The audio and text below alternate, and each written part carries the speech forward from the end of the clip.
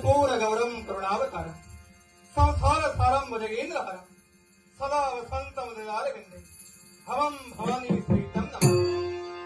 हे पिनाक पाणी डंबुष्ण, हे नागमुष्णा मावरा, हे काशी विश्वेश्वरा, हे गंगाधरा जटाधरा दिगंबरा आदिदेवा महादेवा, तुझ्या पवित्र पूज्य चरणी देवगिरी नगरीचा माझा स्वधर्म याचा भक्ती भावी प्रणव, भक्ती भावी प्रणव, भक्ती भावी प्रणव।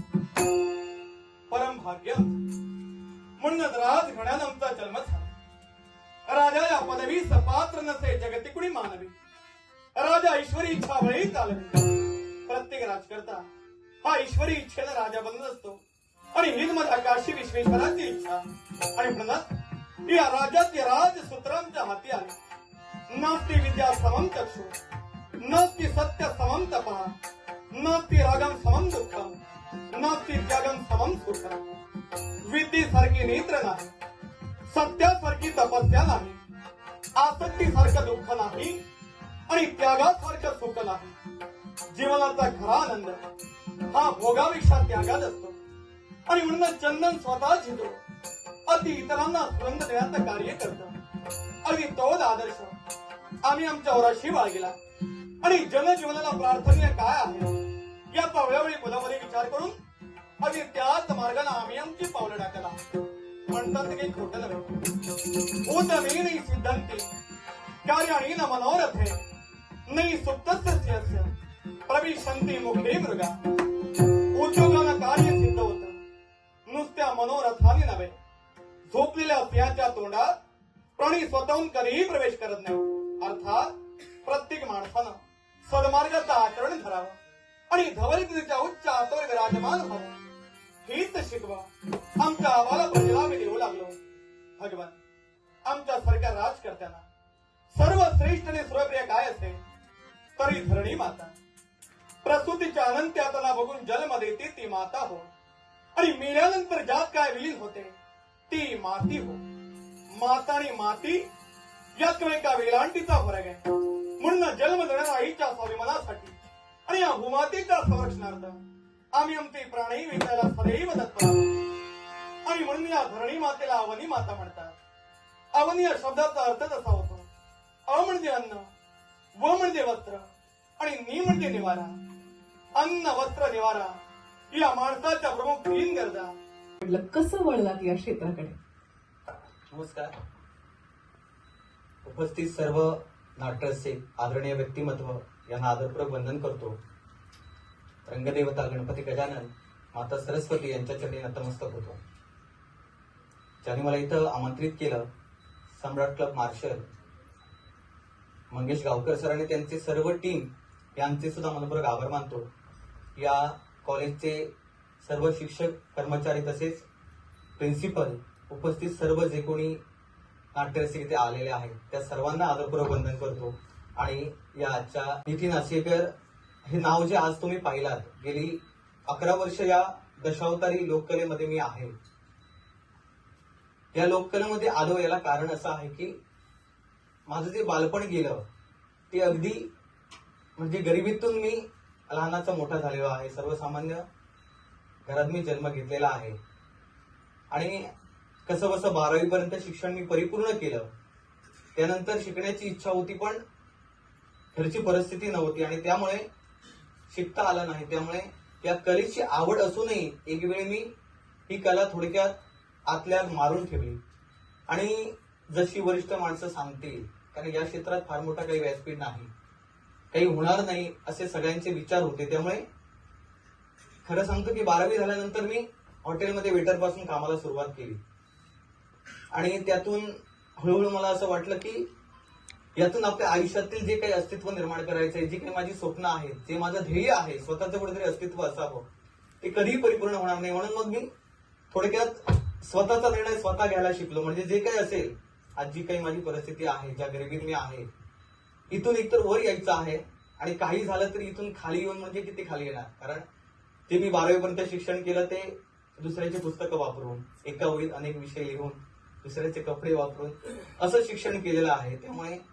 12वीत असताना पास शिवाय खिशात अन्य कधी पैसे नसायचे। 12वी पर्यंत शिक्षणात वनभोजन केलेलं आहे, पण सहल कधी मी केलेली नाही, कारण सहलीसाठी त्यावेळी 300-400 रुपये द्यायचे, म्हणजे ते एवढी परिस्थिती नव्हती घरची, आणि त्यामुळे काही ती इच्छा असणे याचा काही प्रश्नच येत नाही. त्यामुळे अशा इच्छा आम्ही बऱ्याच बालपणी मारून ठेवलेल्या होत्या, ज्या आपल्याला माहित होत्या की कधी परिपूर्ण होणार नाही. उदाहरणार्थ जत्रेत गेलो तर खेळणी घेण्याविषयीच नाही, आम्ही चहा पण प्यायचो नाही, कारण आम्हाला फक्त नाटक बघायचं होतं, या कलेची आवड होती. त्यामुळे हळूहळू मी ठरवलं की जे काही करायचंय आपण आपल्या विचारानं करायचं. फार मोठं मार्गदर्शन करणारं कोण नव्हतं, किंवा कला क्षेत्रात जा, तुला मी क्लासला घालतो, यासाठी पैसे वगैरे आपल्याकडे नव्हते. त्यामुळे पकवाज पण शिकायची आवड होती, पण मी थोडंफार वाजवतो, पण त्यात विशारद होऊ शकलो नाही, कारण त्याच्यासाठी 10 वर्ष शिकण्यासाठी जी काही आर्थिक पाठबळ लागतं ते नव्हतं, किंवा अन्य गायन किंवा कुठल्याही क्षेत्रात असं जाऊ शकलो नाही. आणि मग काही घरच्या जबाबदाऱ्यामुळे नोकरी परवडणं हे योग्य वाटलं, म्हणून मी पुण्यामध्ये पण जॉब केलेला आहे. इथे वेर्ण्यामध्ये आता जी कॉमर्सकोप कंपनी आहे, अँड्रो कंपनी, त्या कंपनीमध्ये पण मी वर्षभर जॉब केलेला आहे. बरं. इथे साखळीमध्ये तेव्हा मी राहायचो काही दिवस रूमला, त्यानंतर उलगवत पण राहायचो. म्हणजे असं 1 वर्ष तिथे मी काम केलेलं आहे, म्हणजे दुसऱ्याकडे राहून भाड्याला राहून कंपनीच्या बसने वगैरे जायचो. गोव्यात मी सेल्समॅनचं पण थोडक्यात काम केलेलं आहे. तेव्हा कसं होतं, 12वी झाल्यानंतर कोणीतरी आम्हीच दाखवायचं की इथे तुम्हाला तुमचं आयुष्य घडणार आहे, म्हणून तिथे जायचं, कारण असं त्याच्यात अनुभव नव्हता जगाचा. मिळाला तुम्हाला की हे आम्हाला आपल्याला जमतंय असं वाटलं आणि हेच करायचं, हा निर्णय तेव्हा पक्का झाला. हो, त्यावेळी रसिकांनी प्रोत्साहन दिलं, आणि सकाळी जेव्हा म्हणजे आमचं कसं जत्रा आटोपल्यानंतर जायला निघतो तेव्हा मालकाने मला बोलावून घेतलं, तुला इथे यायचं आहे, काय तुझी म्हणजे इच्छा, तर आणि किती तुला ऍडव्हान्स वगैरे काय पाहिजे. तर त्यावेळी मी 10,000 रुपये मागितले. 10,000 रुपये म्हणजे माझ्यासाठी खूप मोठे होते, म्हणजे 1 करोड सारखे होते. त्यावेळी मला कोणाकोणाचे पैसे द्यायचे होते 1,000 रुपये. 10,000 रुपये लगेच दिल्यामुळे मी निर्णय घेतला की आता मला इथे पुढच्या वर्षी काम करायचंच आहे. ते पैसे घेऊन आलो मी, आणि मग ठरविलं काही झालं तर या फील्डमध्ये राहायचं. या फील्डमध्ये जेव्हा मी आलो त्यावेळी मला असं वाटलं की रसिकांना हे मी जे काही सादरीकरण करतोय ते कुठेतरी आवडतंय, मग याच्यातच जर मी पूर्ण झोपून दिलं तर रसिकांच्या मनावर अधिराज्य गाजू शकतो. आणि ही माझी कोकणची लोककला आहे. ही लोककला जोपासत असताना मला अभिमान आहे स्वतःचा, कारण एक या लोककलेचं आपण संवर्धन करतो, आपण काही चुकीचं काही काम करत नाही, रसिकांचं मनोरंजन होतं. मग हे पण एक प्रोफेशनल ठरू शकतं. माझं समजा उदाहरण घेऊन मागून येणारी एखादी पिढी या क्षेत्रात उतरली तर ही लोककला आपली जगणार आहे, कारण लोककला जगण्यासाठी कलाकार पाहिजे, नाहीतर ती कधीच जगू शकत नाही. इतर कलाकारांनी जशी जगवली तशी बदलत्या जमान्यानुसार आपण जर नवनवीन सादरीकरण रसिकांना दिलं आणि नवीन वर्ग जर या लोककलेकडे वळला तर चांगले दिवस या कलेला येतील. त्याकडे आपण येऊयाच, पण या कलेबद्दल सांगा, याचा उगम कुठला, काय आहे नेमकी ही कला, कुठून सुरू झाली? ही आता कला म्हणजे याच्यात कसं बऱ्याचशा दंतकथा पण आहेत, पण संशोधनात जसं आढळलेलं आहे की ही जी कला आहे ना मूळ कोकणच्या मुलखातली आहे, म्हणजे मालवणी मुलखातली आहे. जे कलाकार आहेत ती सिंधुदुर्गातील 99% कलाकार या कार्यरत आहेत, आणि ही कला जवळपास 7व्या शतकापासून सुरू आहे असं बऱ्याच जणांचं मत आहे. 17व्या शतकात रामदास स्वामींनी आपल्या दासबोध ग्रंथात पण या कलेचा उल्लेख केलेला आहे. नेटके खेळता दशावतारी, तेथे येते सुंदर नारी, नेत्र मोडती कला कुसरी, परी अवघे ते धटिंगण.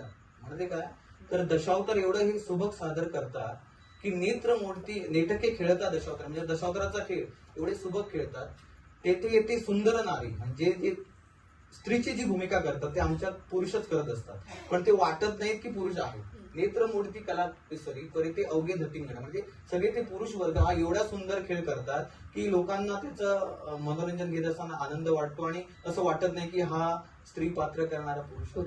अशा पद्धती म्हणजे हे उल्लेख तेव्हा आढळतात. ज्ञानेश्वरीत पण याचा उल्लेख आहे दशावताराचा. म्हणजे 7व्या शतकापासून जवळपास दशावतार सुरू आहे असं सगळ्या अभ्यासकांचं मत आहे. काही जण म्हणतात की यक्षगान यांच्या प्रेरणेतून वगैरे, पण ते बऱ्याचशा दंतकथा आहेत. पण एकंदरीत जर पाहिलं म्हणजे दशावतारात आमचे जे लाकडी मुखवटे वगैरे जे आहे ते फार पूर्वीपासून आहे.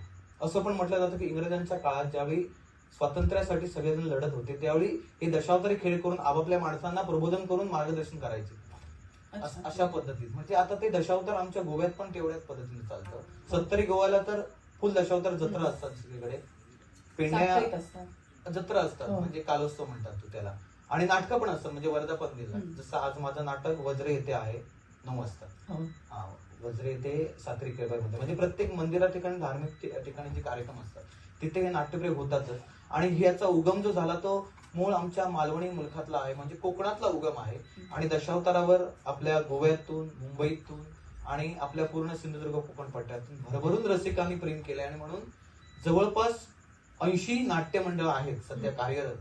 त्यातील 25 ते 30 नाट्यमंडळ वर्षाला 150 पेक्षा जास्त नाट्यप्रयोग करतात आणि 10 ते 12 नाट्यप्रयोग वर्षाला 200 पेक्षा जास्त नाट्यप्रयोग करतात.